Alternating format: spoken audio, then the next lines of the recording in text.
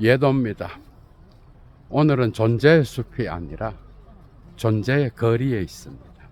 오늘의 주제는 칼 융의 무의식입니다. 정말 재밌겠죠, 그죠? 칼 융의 무의식은 특히 프로이트와 비교했을 때 가장 분명하게 드러나는데요. 예도는 또 다른 방식으로 예도의 클래스를 갖고 칼 융의 이 무의식에는 무엇이 들어있을까를 체계적으로 밝히 드러내려고 하는데, 좋아요 잊지 마시고 여건이 되시는 분은 꼭 사막의 철학을 위하여 자발적 수업료 보내주시면 감사하겠습니다. 칼 융은 프로이트보다 거의 20년 정도 늦게 태어났지만 그의 정신의학은 프로이트와 완전히 다른 길을 가기 때문에 우리가 배워야 될 게 상당히 많아요. 특히 프로이트의 무의식은 초기에는 인식 주체와 관련되어 있었죠, 철학적으로 볼 때. 그런데 칼 융은 아예 초기부터, 그죠? 이제 점점 단어 연상을 통하여 콤플렉스를 발견하고 난 이후에는 이 무의식을 존재론적으로 이 세계의 우주적 힘과 연결시키는데요. 이게 아주 가장 중요한 거예요, 철학적으로. 그래서 칼 융을 분명히 알아야 돼, 우리가 철학적 사고를 할 때. 사실은 오늘날의 정치적 상황에서 특정 지도자를 신과 같이 섬기는 이런 현상도 하나의 우리의 태고적 집단 무의식에 이미 들어있어요, 인류에. 그래서 인간을 해석하는 데 있어서 칼 융은 독보적인 인물인 거예요. 여기에도 니체가 들어와 있어요, 여러분. 여기에도. 특히 정신분석학에서 프로이트는 니체의 영향을 공개적으로 인정하지 않았지만 상당히 유사한 게 맞죠. 예도가 지금까지 1000개 이상의 강의를 했는데 거기에 이 유사성을 드러내는 강의가 상당히 많았어, 그죠? 특히 니체 1차 자료 강의, 자라투스트라 곳곳에서, 그죠? 단편 강좌에서도 이야기를 했는데 프로이트는 인정하지 않았어요, 니체의 영향을. 특히 루 살로메와 파네트라고 하는 동물학자가 니체를 프로이트에게 소개했죠, 그죠? 이 파네트는 프로이트의 친구였는데 80년대 중반에 니체를 알게 됐어요. 그래서 소개해줬어요. 그런데 전혀 인정하지 않았어요, 공개적으로. 영향이 있죠, 왜 없어요. 그런데 알프레드 아들러와 개인심리학이죠, 칼 융은 공개적으로 인정을 했어요. 그리고 칼 융의 사고 안에는 니체가 그냥 그대로 들어와 있어요, 여러분. 여기서 이제 예도의 클래스가 나올 거예요. 실제로 칼 융은 30년대 중반에, 그죠? 자라투스트라는 이렇게 말했다. 예도가 지금 하고 있는 이 작품을 세미나로 열어서 같이 읽기도 했어. 예도는 1차 자료를 지금 하고 있잖아, 그죠? 읽기도 했고, 그 다음에 그의 저서 중에 이런 게 있어. 츠바이 슈리프텐 위벌 아날리티슈 프시콜로기. 아주 중요한 작품이죠, 이것도. 전집 7권인가 9권에 수록돼 있어요. 칼 융의 작품은 전집으로 18권이 나왔죠, 그죠? 분석 심리학에 대한 두 편의 논문들, 두 편의 글들, 이러한 제목의 논문에서 칼 융은 거기에 빌레주얼 마하트, 힘의 의지라고 하는 제목을 따로 달아서, 그죠? 그 논문을 진행시킬 정도인 거야. 그런 정도로 니체의 영향이 큰 거야. 그러나 실제로 그의 정신구조의 개념들 안에도 니체의 영향이 들어있어요. 그런 것들을 토대로 하여 전반적으로 칼 융의 무의식을 해부해 나가겠는데, 칼 융은 바젤 대학에서 스위스의 정신의학자죠, 그죠? 그래서 바젤 대학에서 자연과학을 공부했어. 이게 이제 정신의학의 토대가 되니까, 그죠? 그래서 해부학, 생물학, 생리학 이런 것을 공부하면서 정신의학으로 이제 점점 가게 되는데, 졸업 후에 1900년대에 쥐리 대학교 부속 정신병원이 있었어요. 거기에 오이겐 브로일러라고 하는 정신의학자의 보조연구원으로 들어가. 그러면서 계속 연구를 하는 거예요. 그러다가 프로이트의 꿈의 해석을 읽고 상당히 깊은 감동을 받은 거예요. 1900년대에 나온 거죠. 그래서 프로이트에 대해서 관심을 갖고, 그리고 프로이트의 자유연상법을 단어연상에 연결시켜서 콤플렉스를 발견하고 난 뒤에 이제 융 역시도 인간의 정신에는 의식만이 존재하는 게 아니고 깊은 고민을 했겠죠, 그죠? 그 과정에서 프로이트에 관심을 갖게 된 거예요. 그래서 1907년도에 실제로 빈에 있었던 프로이트를 만나러 가서 깊은 대화를 하기도 하고, 그때부터 이제 교류가 시작되죠, 그죠? 정말 대화에 불이 붙었을 것 같아요. 주제도 뭐 유사하게 설정되어 있고, 다양한 프로이트의 정신 분석학에서 나타나는 꿈의 해석만 갖고도 얼마나 깊은 대화를 할 수 있었겠어. 근데 칼 융은 아버지가 목사였죠. 비유대인이었고, 이 프로이트는 자기가 그 당시 유럽 사회에서 유대인이라고 하는 것에 대하여 상당히 내심 어떤 그 위치가 뭔가 불안정하고, 그죠? 사람들의 시선도 있고, 그래서 자기의 정신 분석학이 유대인 학문이다 이렇게 불리는 것에 대한 어떤 공포증을 갖고 있었던 거야. 거기에 특히 헝가리계의 알프레드 아들러가 또 유대인 출신이잖아, 그죠?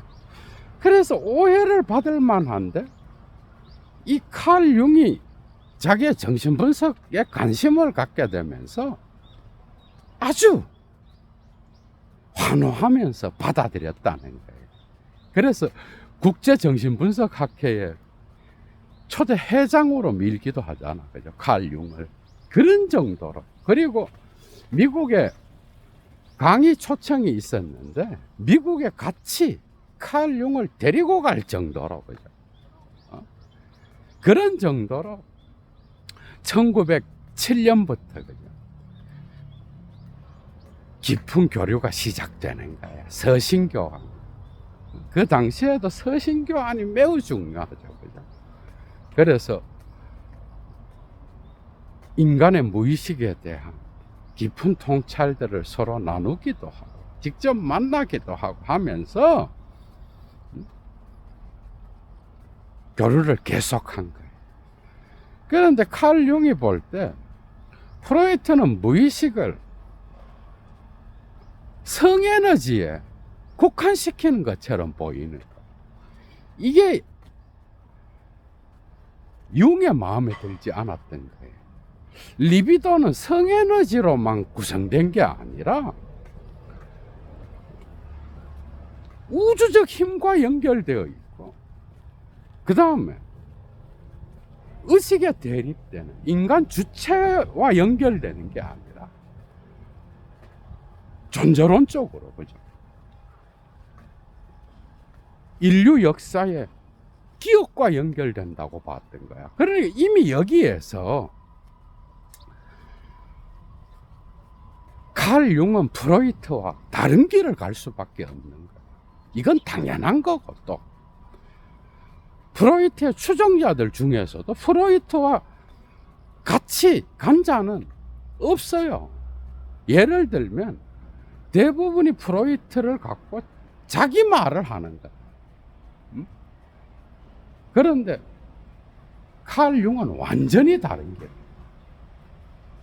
그래서 그 무의식을 신화, 영지주의, 신비주의, 그 다음에 점성술, 연금술, 불교의 만다라, 예술과도 연결하죠. 프로이트 뿐만 아니라 칼 융의 정신분석학 역시도 예술과 깊이 있는 연관성을 갖고 있잖아, 그죠?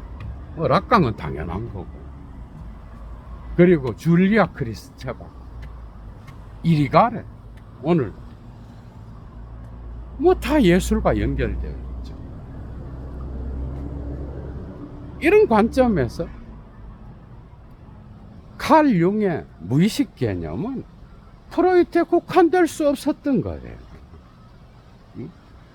그래서 1913년도에 결별을 선언하게 되는 거예요. 다 반납하고. 그 이전에 알프레드 아들러가 먼저 떠나고, 이제 칼 융이 1913년도에 이제 떠나는 거예요. 그래서 이제 자기의 길을 가는 거예요. 그때부터 브로일러의 병원에 연구원도 그만두면서 칼 융은 깊은 사색의 시간으로 들어가는데요. 거기에 이 무의식 개념을 확장하는 그런 집중적인 어떤 연구가 있었다. 그래서 그냥 어떤 히스테리 연구나 또 신경증 연구 뭐 이런 거에 국한되지 않고 종교, 신화 뭐 책을 얼마나 많이 읽었겠어. 그 인류 보편에 공통의 무의식을 찾으려고 사유여행을 떠난 거예요. 그래서 신화를 연구하다 보니까 신화는 다양하잖아, 그죠?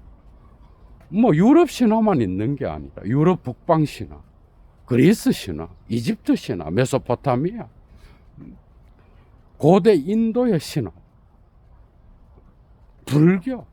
불교에 있던 만다라를 갖고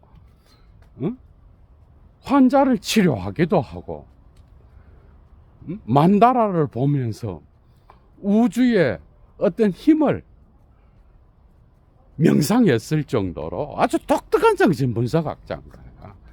그리고 영지주의에 아이온에도 관심이 많았어. 그래서 전집에 보면 아이온에 대한 것도 있어. 그리고 서구 종교와 동양 종교의 어떤 심리학에 대한 글을 쓰기도 하고요. 정말 다양한 방식으로 칼 융은 자신의 분석 심리학을 전개해 나간 거예요. 그래서 그 존재로는 우주적인 거예요. 이것은 니체의 힘의 의지와 맞아떨어지는 거예요. 이제 이해가 되죠. 이렇게 연결되는 거예요. 그러니까 존재론적으로는 힘의 의지가 무의식과 연결되었다고 보는 거예요. 이것은 우리가 쇼펜하우어만 봐도 직간접적으로 니체에게 영향을 미쳤죠. 그죠? 그러나 니체는 또한 다양한 바젤 대학의 교수로 있을 때에 바젤 대학에서 미친 듯이 그 당시에 유행했던 자연과학의 서적들을 읽었고요. 거기에서 자신의 말년에 가장 핵심적인 철학적 용어인 힘의 의지를 갖고 오자. 그런데 이게 우주적 무의식과 관련된 쇼펜하우어의 의지 개념이 인간 개인의 어떤 의지와 관계된 게 아니라 우주적 힘과 관련되잖아요. 그걸 무의식적 욕망으로 풀었고 쇼펜하우어도. 그러니까 쇼펜하우어도 무의식을 어떤 정신과 상담소에 가다 놓은 게 아니라고. 그 이전에 이미 쇼펜하우어도 이 무의식을 존재론적으로 해석한 거야. 인식론적인 게 아니라. 들레즈가 가타리와 더불어서 안티오이디푸스와 청계의 고원에서 이 무의식을 우주적 힘으로 해방시키는 것처럼 그 이전에 이미 쇼펜하우어도 그랬고 칼 융도 그렇게 봤던 거예요. 그래서 인류의 원초적인 어떤 기억 속에는 무의식의 원형이 있는데 이게 이제 집단 무의식이 되는 거예요.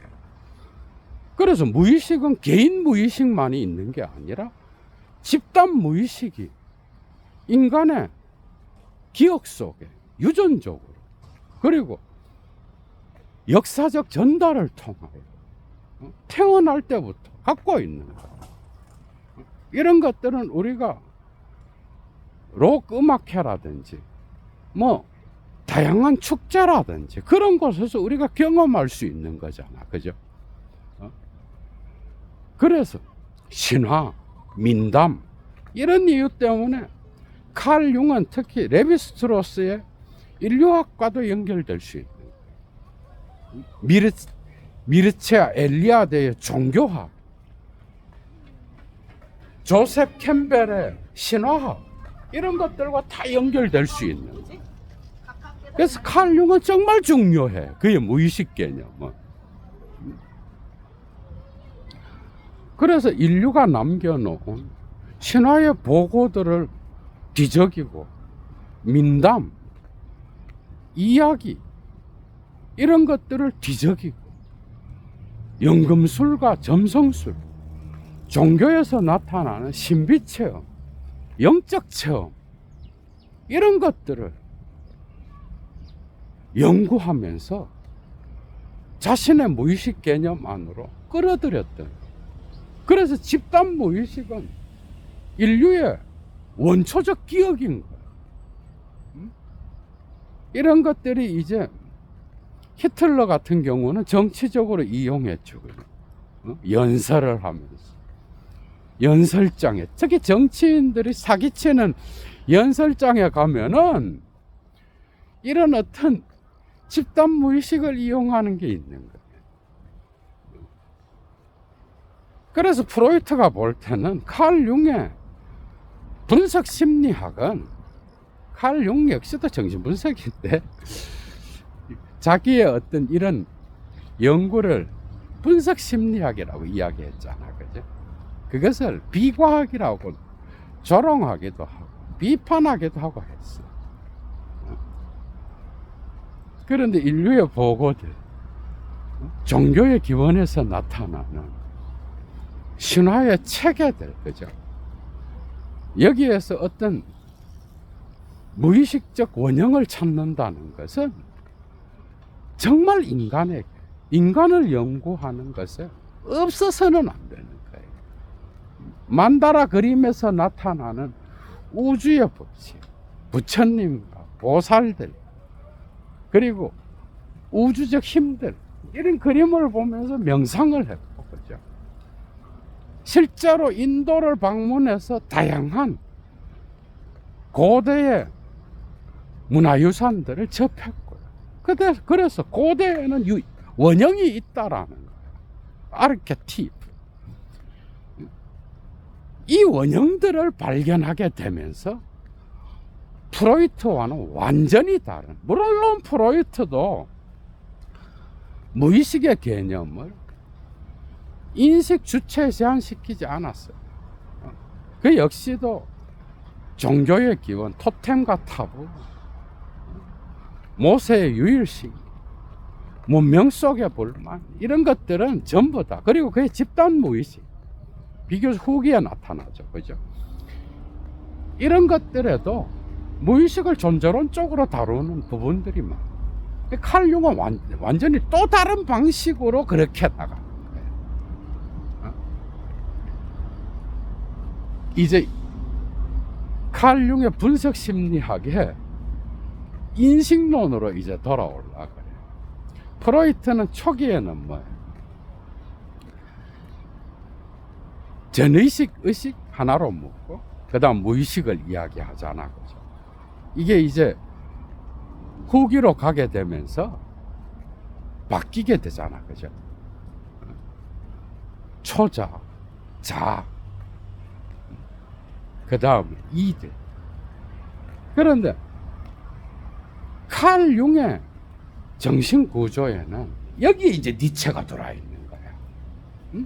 존재론적으로는 힘의 의지라는 개념, 이게 들어와 있고, 그런데 이것만 갖고 니체의 힘의 의지의 개념을 갖고 칼 융이 자기 자신의 무의식의 존재론 개념을 확장했다, 이건 아니야. 그러나 거기에 들어와 있어요. 그리고 자라투스트라나 니체의 작품을 읽으면서 실제로 자기의 정신분석학과 관련되어 정말 중요한 통찰들이 엄청 많이 들어있다라는 것.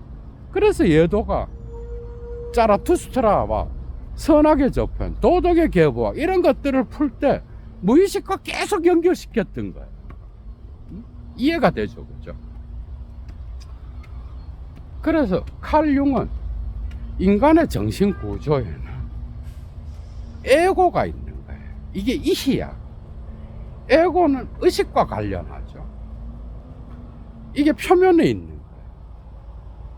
그래서 사회적 관계를 할 때 인간은 페르소나의 원형을 활용하여 가면을 쓰고, 페르소나가 막 수백 개인 거야, 수천 개인 거고, 인간은. 그래서 사회적 활동을 하게 되는데 바깥 표면에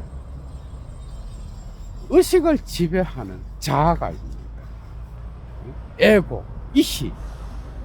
그런데 그 밑에 개인 무의식이 있는데 여기에는 그림자가 들어와 있어요. 쇼텐이. 그래서 이 그림자는 집단 무의식과 관계된 게 아니라 칼 융의 어떤 개인 무의식과 관련돼요. 그래서 우리의 의식의 아래에는 개인 무의식의 그림자, 이 그림자 개념도 정말 중요한 거예요. 그래서 우리가 의식에서 억눌렀던 다양한 어두운 면들이 이 개인 무의식의 그림자와 같이 축적되어 있고, 그리고 자아는 이 그림자를 잘 활용하여 이 힘을 같이 개인화시키면서, 이 개인화도 정말 중요한데 잘 조화시키고 수용해야 된다. 이걸 잘 활용해야 되는 거야. 그렇지 않으면 이 그림자의 개인 무의식의 힘이 이게 투사를 잘하거든. 또 프로젝션을. 그림자의 분석 심리학에서의 어떤 특징은 투사야. 그래서 이것을 외부로 투사해서 폭력을 일으키기도 하고, 그 다음에 또 잔인한 어떤 생각을 해서 뭐 오늘날 사회에서 일어나는 다양한 문제점들이 있잖아, 그죠? 뭐 거리에서 뭐 타자를 해친다든지 이런 미친 짓거리가 어떤 그림자를 자아와 잘 조화시키지 못해서 일어나는 현상인 거예요. 그러나 이 그림자는 또한 예술적 창조나 인간의 어떤 창조적 힘, 이 니체랑 또 연결되잖아, 여러분, 그죠? 이 창조적 힘을 발휘하는 데에 사용할 수 있는 힘인 거예요. 그래서 프로이트와 칼 융의 가장 큰 무의식 개념의 차이는 단지 억압되어 있는 힘이 아닌 거야, 무의식. 성에너지의 저장소도 아닌 거야. 프로이트도 뭐 다양한 방식으로 확장하지만은 어찌되었건 그의 무의식의 에너지는 성에너지, 카덱시스로 구성되어 있잖아, 그죠? 그런데 칼 융의 무의식은 어떤 성에너지에 억압된 어떤 흔적이나 트라우마의 흔적이 아닌 거야.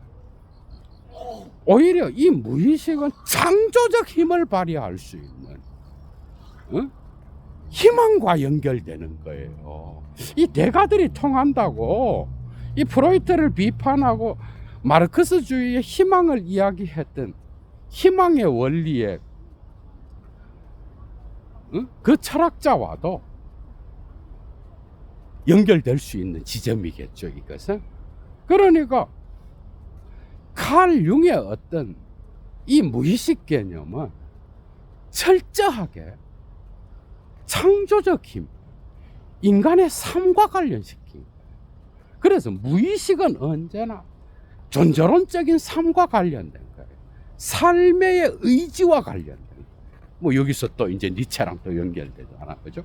삶이 있고 거기에서 형성되는 이 삶에는 인류 역사에 태고적 신화부터 계속 축적된 기억들이, 그죠? 연결되겠죠, 그죠? 그리고 어떤 과거의 특정한 시점에 관련되는 게 아니라 인간의 삶의 전반적인 어떤 삶의 시간들과 무의식은 관계되는 거예요. 그래서 상당히 폭넓어요. 그래서 창조적인 어떤 힘을 발휘할 수 있는 게 그림자예요. 그래서 그림자는 자아가 그걸 잘 조절하여 자기와 결합시키고 개인화시키지 못하면 인디비두아치온, 그래서 참다운 인격, 조화로운 인격으로 발전하지 못하면 그것은 특정한 폭력성, 잔인함, 이런 걸로 나타나는 거예요. 그런데 그 아래에 또 집단 무의식의 층이 있는 거예요. 이제 심층으로 점점 들어가는 거예요. 그림자의 어떤 음영의 개인 무의식의 영역 아래에 집단 무의식 아니면 옆에 집단 무의식의 어떤 공간이 있는 거예요. 인간의 의식에. 여기에 이제 여기에도 니체의 영향이 있는 거예요. 니체의 힘의 의지 유고집 뿐만 아니라 곳곳에서, 그죠? 이미 예도가 1차 자료 강의에서 상당히 많이 했어. 니체는 여자에 대하여, 여자와 남자의 어떤 특징에 대하여 다양한 이야기들을 하는데, 남성이 여성을 사랑하고 여성은 사랑받는다. 그것은 남성 안에 들어있는 여성성을 사랑하는 거예요. 그리고 여성은 상당히 이성적이고 의지가 강하고 뭐 이런 것들을 남성에게서 찾는데, 그것은 여성 안에 있는 어떤 이런 이성적이고 강한 의지의 어떤 것이 들어있다라고 보는 거예요. 그래서 그 사랑할 때는 결국 자기 자신의 내면의 모습을 찾는 거예요. 누가 여성을 보고 단지 남성에게 위안을 주는 그런 수동적인 힘으로서 바라보는가? 그것은 표면적으로 바라본 사회적 기호들이 여성들에게 그것을 강요해서 여성성을 만들어낸 거죠. 그죠? 여기서 이제 페미니스트적인 게 나올 수 있는데, 니체 텍스트는 여성을 막 까면서 까고 막 비아냥거리고 이러지만은 사실 깊이 있게 그 철학적 사유를 들여다보면은 그렇지가 않아요. 오히려 여성성을 갖고 남성성을 해체하는 방식으로 나가요. 이런 게 이제 고도의 어떤 클래스를 요구하는 건데, 그래서 여성은 남자 안에서 이성적인 것을 본다는 것은 여성 안에 그게 있다라는 거예요. 남성이 여성에게서 어떤 감성적이고 아름다운 것, 그리고 복종하는 순종의 어떤 것들을 보고 사랑을 찾고 에로스를 찾는 것은 남성 안에 그런 게 들어있다라는 거예요. 이해가 되죠, 여러분? 그죠? 이런 것들이 유고지뿐만 아니라 곳곳에서 분석하는. 그래서 여성이 오히려 이성적이고 로고스적이면 남성이 정신분석학적으로 뒤집어서 볼 때는 남성이 오히려 감성적이고 그렇다라는 에로스를 추구하고, 이런 것들이 이제 칼 융한테서 오면 뭐예요? 집단 무의식의 원형으로서 인간의 무의식적 기억 속에 숨어있는 원형의 이미지들, 상징들이 있는데, 이미지와 상징이 정말 중요하죠. 그죠? 그게 아니마, 아니무스인 거예요. 아니마는 뭐야, 여러분? 아니마는 남성성 안에 있는 여성의 원형. 아니무스는 여성 안에 있는 남성의 원형입니다.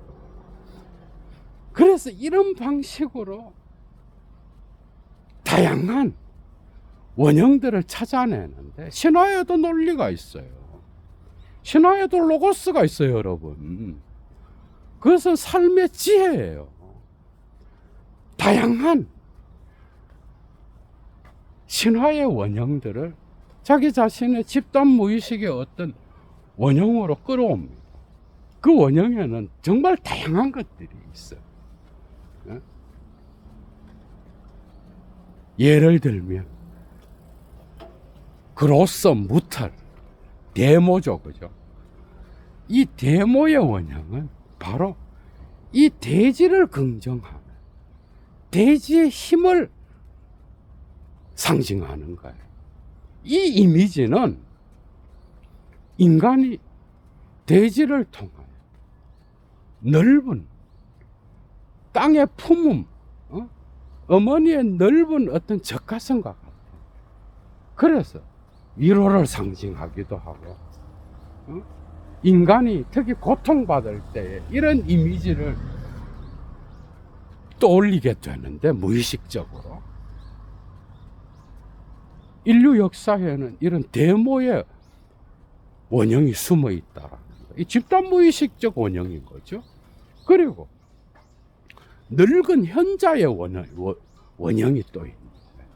늙은 현자의 원형은 지혜와, 그리고 지혜를 통하여 다양한 삶의 문제들을 풀어내는 거죠. 그런 어떤 원형인 거예요. 신의 원형. 그 다음에 원형도 뭐 정말 다양합니다. 그리고 이러한 의식의 구조 아래에 또 정말 주인, 의식의 가장 중심을 차지하는 주인이 있는데, 그게 바로 젤프스트, 자기인 거예요. 얘도가 이걸 딱 보면서 이 니체가 대단한 역할을 했구나. 얘도가 이미 여러분들과 읽었어요. 그래서 1차 자료 강의가 정말 중요합니다. 자라투스트란 이렇게 말했다. 일부에 그죠. 일부에 이런 제목의 내용이 있어. 몸을 멸시하는 자들, 몸을 경멸하는 자들에 관하여. 거기에서 이 자기는 자아를 통제하고 조정하는 역할을 하며, 그 예도는 그 강의에서 프로이트랑 연결시켰죠. 그죠? 근데 칼 융은 그의 심리학의 어떤 핵심 용어로서 자기를 갖고 오는. 그러니까 자기는 뭔가 하면은 무의식의, 개인 무의식의 그림자와 집단 무의식의 다양한 원형들을 지배할 뿐만 아니라 의식을 지배하는 주인인 거야. 이것은 인간에게 내 안에 들어있는 신이에요, 신. 신의 원형을 볼 수 있는 게 자기인 거야. 그래서 다시 정리하면 인간의 의식에는 뭐야? 거기에는 자아가 의식을 지배해. 여기에서 기능은 당연히 철학적으로 또 보여질 수 있겠죠. 그죠? 감각, 직관, 그 다음에 사고, 판단, 거기에 정서가 들어있죠. 그죠? 이런 것들을 통하여 나타나는 의식의 주인이 자아인 거야. 에고. 이 자아가 자기를 통제하는 게 아니라 자기가 이 에고를 지배하고 통제하고 조정하는 거예요. 그래서 개인화 과정은 뭐냐? 이 자아가 자기와 지속적인 어떤 관계를 통해 조화를 이루어가고, 그리고 이 사회가 요청하는 인격으로 조화롭게 발달해가는 거예요. 그래서 이런 무의식적 다양한 개인 무의식과 집단 무의식의 힘들을 통합하고 조절하는, 이게 개인화에 성공하느냐 실패하느냐. 그래서 사회가 요청하는 인격이 되느냐 마느냐, 이런 것들이 달려있는 거예요. 물론 여기에는 또 비판적으로 우리가 볼 수 있는 게 있는데, 그래서 이 자기는 신과 같은 존재인 거예요. 자기는. 그래서 이 자기가 인간의 의식의 중심에서, 그죠? 의식과 무의식의 힘들을 다 통제하는 거예요. 이것이 잘 발달하려고 하면은 삶의 다양한 시점들에서, 그죠? 이 자아는 자기와 끊임없는 대화를 통하여 이걸 잘 조화롭게 수용하기도 하고, 인격 형성에 있어서 조화를 이루어야 되는데, 이런 걸 잘 못하게 되면 이제 인간은 병리적 현상에 걸리는 거죠. 그죠? 그게 완전 다른 거예요. 그러니까 인간은 단지 나의 개인, 엄마 아빠가 나를 낳고 나서 그 다음에 가족 컴플렉스 안에서 경험한 것만 갖고, 그리고 트라우마의 경험만 갖고 인격이 형성되는 게 아니라, 인간은 이미 태고적부터 원형을 갖고 있고, 우주적 힘과 관계하고, 그 다음에 인류가 남겨놓은 다양한 신화들과 민담들과 관계되어 있으면, 그리고 이런 우주적 힘이 하나, 이 불교랑 이게 또 연결이 되는 거야. 그래서 영지주의, 영적인 어떤 것과 관계하는 게 자기인 거예요. 자기. 이해가 되죠, 그죠? 그래서 이 자기와 이 에고 개념과 자기가 셀프스트가 구분되는 거예요. 영어에 I와 에고와 셀프지만 셀프가 중요한 거예요. 여기에 어떤 집단 무의식의 경험적 흔적들, 뭔가가 있었잖아, 그죠? 그 흔적이 들어있는 거예요. 신적인 어떤 영적인 것을 체험할 수 있는 자리이기도 한 거예요. 그래서 칼 융은 자기의 정신분석학 안으로, 그죠? 분석 심리학 안으로 이런 것들을 받아들여서 무의식을 우주적으로 확장했던 거예요. 실제로 집단 무의식은 나타나고 있고, 그죠? 정치적 현상뿐만 아니라 또한 우리가 어떤 공동체, 축제, 음악회, 곳곳에서 우리가 경험하는 거잖아, 그죠? 집단적으로. 그런 것들이 인류 보편의 무의식으로서 우리 안에 들어와 있는 거예요. 이건 삶의 의지고 힘의 의지인 거야, 니체적으로 볼 때는. 그래서 자라투스트라를 읽다가 칼 융은 이런 다양한 내용들 안에서 니체로부터 영향을 받았다는 것을 공개적으로 이야기할 수 있었던 거예요. 실제로 자기 자신의 예도가 지금까지 강의를 한 것처럼 무의식 개념 안에 이런 것들이 들어있고, 그래서 다양한 원형들을 인간은 갖고 있는 거예요. 그래서 현실 세계에서 어떤 걸 경험하고 특정 대상을 보면 아름답다고 느끼고, 특정 대상을 보면 또 뭔가 자연 속에서 신비롭다고 느끼고, 이 세계는 신비야, 그죠? 비트겐슈타인의 말처럼. 그렇게 느끼는 거는 그냥 갑자기 나타난 게 아니라 그 사람이 갖고 있는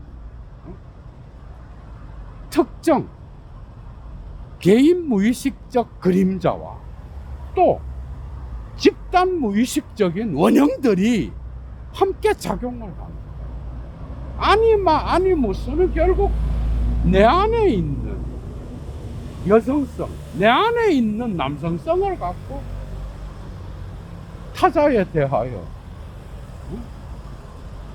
판단을 내리고 선택을 하게 되는 거라. 정말 재미있죠. 그래서 칼 융은 완전히 다른 게, 무의식은 삶의 힘이요, 그죠? 삶의 의지요, 힘의 의지라는 거. 단지 성에너지로에만 국한된 게 아니라 인류 보고가 남겨놓은 성스러움의 에너지, 그 다음에 모성의 에너지, 부성의 에너지, 지혜의 샘, 그 다음에 점성술, 연금술, 이미 태고 쪽부터 나타난 예술 작품의 다양한 우주의 법칙, 법도, 이런 것과도 관계됩니다. 그래서 라칸 역시도 우파니샤드를 언급하잖아요. 이런 것들이 이제 숨어 있는 거예요. 오늘은 여기까지 하겠습니다. 재밌었죠, 여러분?